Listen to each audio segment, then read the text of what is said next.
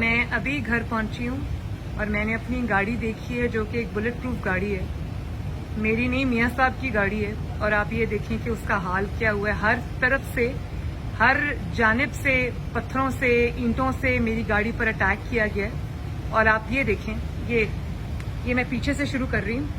ये देखें, ये देखें, ये देखें जहां मैं बैठी थी, ये और ये सब, ये देखें, ये देखें। और ये है मेरी विंड स्क्रीन, ये है मेरी विंड स्क्रीन। आप ये देखें, क्या पत्थर आर्मर्ड गाड़ी की, बॉम्ब प्रूफ या बुलेट प्रूफ गाड़ी की विंड स्क्रीन ऐसे तोड़ सकता है? मैं नहीं कह सकती कि क्या था, लेकिन ये पत्थर से कुछ ज्यादा था। हर जानिब से ये देखें गाड़ी का हाल, हर जानिब से।